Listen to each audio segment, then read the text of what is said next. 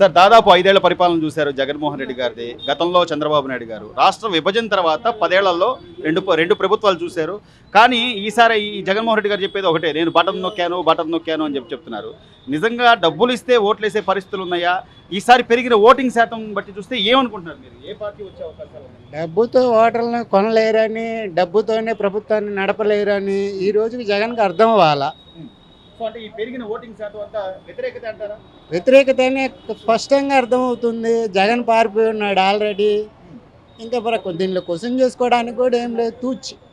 మరి ఇంత జరిగినా కూడా ఒక పక్క అల్లర్లు జరుగుతూ ఉన్నాయి, దాడులు జరుగుతూ ఉన్నాయి. ఎందుకు సార్ ఈ అభద్రతా భావం? ఎందుకు అంటే లా అండ్ ఆర్డర్ని డిస్టర్బెన్స్ చేయడం ఎందుకు? ఏమేం ప్రభుత్వం ఓడిపోతుంది అని వాళ్ళకి అర్థమైనప్పుడు ఏదో ఒకటి చేసి ప్రభుత్వం ఈ ఎలక్షన్ కూడా డిస్మిస్ చేయాలనే ఉద్దేశం కూడా వాళ్ళకు ఉండొచ్చు. దాన్ని మనం వాళ్ళ ఉద్దేశంగా చేశారని ప్రజలు అనుకుంటున్నారు. కానీ గతంలో ఎప్పుడు ఏ అధికారు అంటే ఏ నాయకుడు ఉన్నప్పుడు కూడా జరగలేదు సార్. సాక్షాత్తు వాళ్ళ నాన్నగారు వైఎస్ఆర్ గారు ఉన్నప్పుడు అయినా సరే, లేకపోతే ఇంతకుముందు ముఖ్యమంత్రులు మీరు చూసుండొచ్చు, ఎన్నికల్లో సజావుగా తీసుకుని ప్రజాభిప్రాయాన్ని జెన్యూన్గా ఒప్పుకునేవాళ్ళు. మీ అభిప్రాయం ఇది?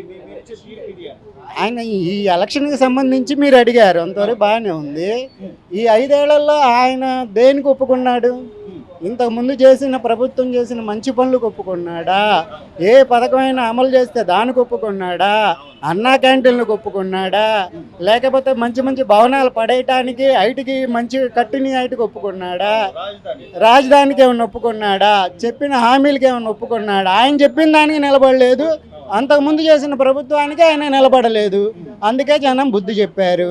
కానీ 99% నేను మేనిఫెస్టో పూర్తి చేశాను, మేనిఫెస్టోలో ఉన్నాయి అన్నీ చేశాను. మరి జాబ్ క్యాలెండర్ ఏమైపోయింది? సంపూర్ణ మద్యపాన నిషేధం ఏమైపోయింది? అసలు మద్యపాన నిషేధం చేయకుండా ఓట్లాడడానికి రానున్న ఈ నాయకులు ఎలా సార్? ఎలా వచ్చి? అది సిగ్గు లేకుండా చెప్తున్నాడు ఆయన.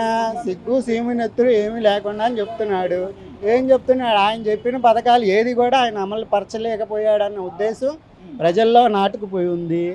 చంద్రబాబు చెప్పే మంచి మాట ఎవరికైనా బుర్రకు అర్థమవుతుంది. పల్లెటూరులోనూ విలేజ్ అంటారు, విలేజ్లో ఏదన్నా అటు ఇటుగా ఉంటారు, పార్టీ పరంగా ఉంటారు తప్ప మన ప్రభుత్వ పరంగా కాదు. వాళ్ళు పల్లెటూరులో అయినా ఎక్కడైనా చేసింది వాళ్ళ పార్టీ మీద వాళ్ళకి లబ్ధి పొందిన వాళ్ళు ఆ పార్టీకి పనిచేసి ఉండొచ్చు, అరాచకాలు చేసి ఉండొచ్చు, అవి చేసి ఉంటారే తప్ప చంద్రబాబు మీద వ్యతిరేకతతో జనం లేరు, జగన్తో వ్యతిరేకంగా ఉన్నారు. మార్పుకి 100 అంటారు, ఇంకా 100కి పైన ఉంటేదని ఉంటే అది కూడా చెప్పొచ్చు. అది మార్పు. అంటే ఈసారి సార్ రాష్ట్రాల నుంచి ఇతర రాష్ట్రాలలో ఎవరైతే సెటిలర్స్ ఉన్నారో గతంలో కూడా వాళ్ళంతా ఉధృతంగా బయటకు వచ్చి ఓట్లేసిన పరిస్థితి లేదు. అంటే భవిష్యత్తు బాగుండాలనే, లేకపోతే ఆంధ్రప్రదేశ్ భవిష్యత్తు బాగుండాలనే ఉద్దేశం ఎంత ఉందో, ఇంతకు ముందు ఈ 5 సంవత్సరాల నుంచి చేసిన అరాచకాన్ని జనాలు భరాయించలేకపోయారన్నది 99%. అది ఫస్ట్ పాయింట్. ఈ 5 సంవత్సరాలలో ఆయన అరాచకానికి జనాలు అల్లాడిపోయారు అన్నదానికి ఇది ఒక నిదర్శనం అన్నమాట. ఈ ఓటింగ్లో ఆయన ఓడిపోవటానికి కారణం అది. చంద్రబాబు మేలు చేసేది రేపు, నష్టపోయింది నిన్న నష్టపోయిన దాన్నే దృష్టిలో పెట్టుకుంటారు. కానీ రేపు జరిగే మేలు సంగతి తర్వాత ఆలోచిస్తారు. జెన్యున్గా మంచితనంగా చదువుకున్న వాళ్ళు, ఎడ్యుకేటివ్గా వాళ్ళు ఆలోచిస్తారు. నిన్న జరిగిపోయింది నష్టం ఎవరికి? ప్రతి ఒక్కడు మానవుడికి నష్టపోయారు అన్ని రంగాలలో. వస్తాను అని చెప్పి నిన్న ఐపాక్ టీం సభ్యుల దగ్గర కూడా ఆయన ఇంకోసారి వస్తాం మనం 151 తగ్గదు అని చెప్పి అదే ఏదో ఒక మాట వాడతారు కదా, మేకపోతే గాంభీర్యం అని మాట ఒక వాడతారుగా, అదే వాడుతున్నారు. కింద పడ్డా పై చేయని అంటారు. మార్పు 100% ఉంటుంది. 100% లేకపోతే ఆంధ్రాలో ఎవరిని ఉండనీడు ఆయన. ఆంధ్రాలో ఎవరుండరు. ఇప్పటికే చదువుకున్న వాళ్ళు వెళ్ళారు. ఈసారి ఆస్తులు ఒక పొలము, ఎకరం పొలం ఉంటుంది, ఒక ఇల్లు వాకిలు ఉంటుంది. ఇల్లు వాకిలు లేని మానవుడు ఎవడు ఉండడు. అందువల్ల ఈ ఇల్లు వాకిలు అమ్ముకొని వేరే దేశాలకు, వేరే రాష్ట్రాలకి వలస వెళ్ళిపోతారు. స్థాయిలో విదేశాల్లో ఉన్న వాళ్ళు కానీ, లేకపోతే ఇతర రాష్ట్రాల్లో సెటిల్ అయిన వాళ్ళు, సెటిలర్లు కూడా ఇంత బాగా వచ్చి ఓటేసిన పాపలు పోలా. ఈసారి 82% ఓట్ పోలింగ్ నమోదైంది అంటే ఇదంతా జగన్మోహన్ రెడ్డి గారి మీద వ్యతిరేకత అనుకోవచ్చా, లేదా ఆయన మీద అభిమానం అనుకోవచ్చా? ఎట్లా?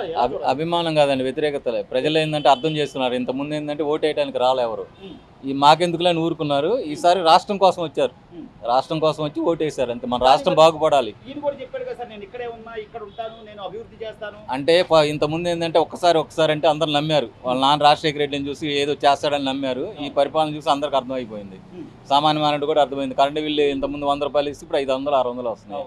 అర్థమైపోయి ఎందుకు వీళ్ళు పోవాలని పారదోలాలని ఓటేశారు అంతా. కానీ సరే, అంత అద్భుతమైన పరిపాలన చేతికిచ్చినప్పుడు 151 సీట్లు మిమ్మల్ని నమ్మి మీకు చెప్పజెప్పినప్పుడు ఆ రోజు పాదయాత్రలో మీరు ఇచ్చిన అనేక రకాల హామీలు, సంపూర్ణ మద్యపాన నిషేధం అన్నారు, జాబ్ క్యాలెండర్ అన్నారు, నేను ఇక్కడ అమరావతిని అభివృద్ధి చేస్తా అన్నారు. ఇవన్నీ వదిలేసి ఇప్పుడు 3 రాజధానులు చేస్తారు, నేను వైజాగ్ నుంచి పరిపాలన చేస్తారంటే ఆ వ్యతిరేకత వచ్చిందంటారు జనాల్లో? 100% అండి వచ్చిందండి. ఆ వ్యతిరేకత అనేది బాగా వచ్చింది ప్రజల్లో. ఎందుకంటే ఈయన చెప్పే మాటలు ఒకటి, చేసేది ఒకటి. 3 రాజధానులు అంటాడు. ఏది 3 రాజధానులు? 5 సంవత్సరాలు అవకాశం ఇచ్చారు, ఏదో ఒకటి చేయొచ్చు కదా. మరి ఆ 3 రాజధానులు అయినా చేయొచ్చు కదా, అది కూడా చేయలేదు కదా. జనాలను మభ్యపెట్టి అతను వ్యక్తిగతంగా సంపాదించుకున్నాడు, దోచుకున్నాడు. జనాలకు ఇచ్చింది 4 లక్షల కోట్లు అయితే ఈ పథకాల ద్వారా మొత్తం నొక్కింది 12 లక్షల కోట్లు. మిగతా ఈ 6-7 లక్షల కోట్లు ఎక్కడ పోయినా ఎవరికి అర్థం కావట్లేదు. దాడులు ఎందుకు సార్? ఇప్పుడు ఒక మాచర్లో కానీ లేకపోతే ఇంకొక పక్క తిరుపతిలో కానీ ఇంత దారుణమైన ఈ దాడులు అంటే ఎటు ఓడిపోతామని తెలిసింది వాళ్ళకి.